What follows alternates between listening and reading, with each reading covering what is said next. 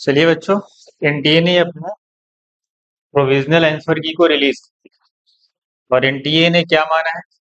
NTA ने माना है, एनटीए का मानना है कि जो इसका फाइनल आंसर उसने एनटीए ने अपनी प्रोविजनल आंसर की में दिया है और उसने इसको एज्यूम किया है, इस वाले को एसिटोफिनोन वाले को। ऐसा तो है नहीं। जिस बच्चे ने इसको किया होगा उसका तो 5 नंबर लॉस हो जाएगा। 5 नंबर से आपको पता ना रैंक कितनी आगे पीछे होती है। तो आप इसको जरूर चैलेंज करें कि उसका दोनों ऑप्शन सही है, क्योंकि एनटीए ने क्वेश्चन तो उठाया एनसीईआरटी से। तो ये वाला ऑप्शन तो एनसीईआरटी से रखा, बाकी जो ऑप्शन थे उसको बनाने में वो गलती कर गया। तो आपकी गलती बच्चे क्यों भुगते भाई? बच्चों की इसमें क्या गलती है? आपने दो आंसर दिया तो आपको दोनों के मार्क्स देने पड़ेंगे, चाहे जो बच्चा इसको लगाया हो चाहे इसको मार्क किया हो, क्योंकि ऑप्शन दोनों करेक्ट है। मैंने एक्सप्लेन कर दिया है पिछले लेक्चर में। क्यों दोनों एक्सप्लेन, क्यों दोनों करेक्ट? इसके दोनों आंसर सही है। ये तो सीधा सीधा है कि बच्चों के साथ नाइंसाफी हो रही है। जिसने इसको मार किया उसका 5 नंबर कम हो जाएगा, तो 5 नंबर से पता नहीं रैंक कहाँ जाए। हमारे बच्चों की 5 नंबर कम हो जाएंगे, उनकी रैंक ज्यादा आएगी, अच्छी आएगी तो और खराब नहीं हो जाएगी। इसलिए क्योंकि हमारे कुछ बच्चों ने इसी को मार किया है, इस वाले को। इसका मतलब ये तो चैलेंज है, ये तो एनटीए की गलती है, हमारी थोड़ी इसमें रॉन्ग, हम थोड़ी रॉन्ग, आप रॉन्ग, आप आंसर बनाने में गलती कर गए। तो आपने चेक नहीं किया है, तो दोनों करेक्ट है, आपको दोनों के मार्क्स देना पड़ेगा। ये क्वेश्चन चैलेंज कर सकते हो, ये चैलेंज क्वेश्चन, इसको मार्क देना पड़ेगा एनटीए को, क्योंकि दोनों ऑप्शन करेक्ट है। कहीं से भी चेक कर लो, कहीं से भी करेक्ट। एक क्वेश्चन ये आपका है, एक क्वेश्चन ये है। एक्चुअली में है क्या इसमें? एनटीए ने किसको करेक्ट माना है? इसको, इसको और इसको। एनडीए का ऑप्शन ये है, ए सी डी। एनडीए का ऑप्शन ये है, ए सी डी। मेरा मानना है उसका बी भी सही। Pin plus H C L. आप एनसीईआरटी ओपन करोगे, एनसीईआरटी में आप देखेंगे कि NO2 को तो रिड्यूस कराया है किसमें? NH2 में। ये वाला रिएक्शन एनसीईआरटी में दिया हुआ नाइट्रो वाला, लेकिन ऐसा कहीं तो नहीं लिखा है कि टिन प्लस HCl CN को रिड्यूस नहीं करे, ऐसा तो कहीं लिखा ही। वो करता है रिड्यूस।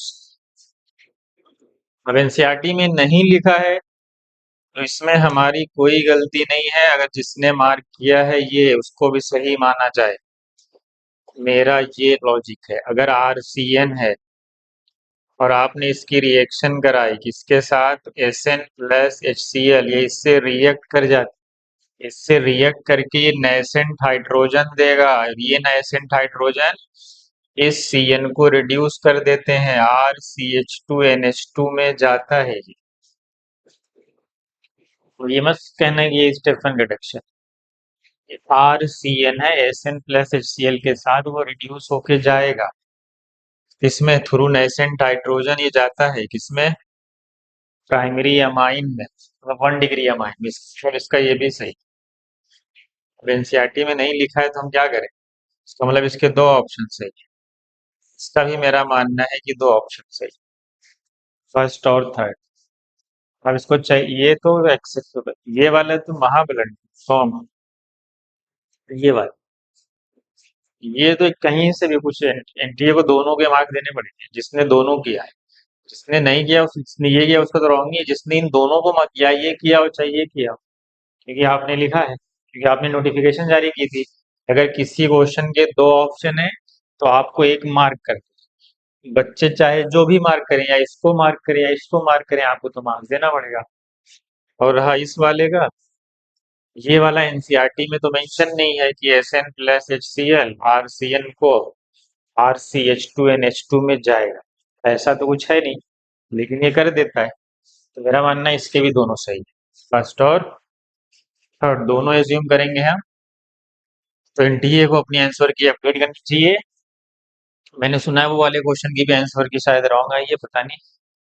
सिग्निफिकेंट जो फिजिक्स का एक क्वेश्चन है जिसमें डेंसिटी कुछ है ना, मास अपॉन वॉल्यूम वाला केस, और जिसमें हम सिग्निफिकेंट फिगर के रूल लगाते हैं। रूल क्या कहता है कि अगर कोई नंबर 3.45 है, सपोज दैट तो ये किसको हम अगर हमें इसको दो सिग्निफिकेंट फिगर में कन्वर्ट करना है तो हम 5 को रिमूव, जब अगर स्पेशल केस है 5, 5 के अलावा 6 7 8 कुछ भी होता तो 1 ऐड हो जाता है, लेकिन 5 एक स्पेशल केस है। अगर 5 होता ऐसा होता, या 3.450 होता ऐसा, या एक और जीरो हो जाए, या ऐसा हो जाए 3.454 आ जाए, ऐसा ही कुछ शायद वहाँ 6.67 कुछ आ रहा है।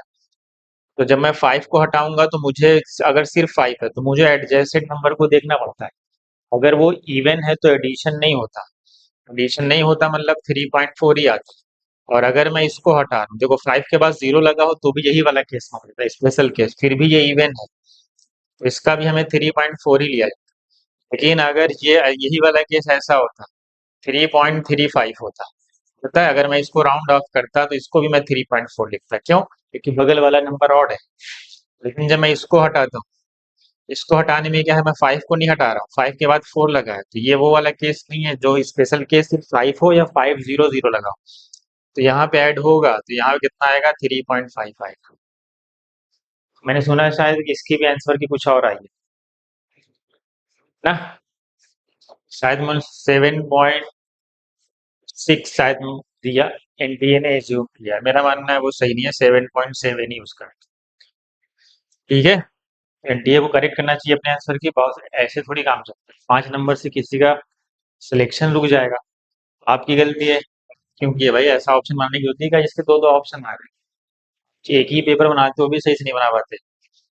चलो ठीक है, आप चैलेंज कर सकते हैं।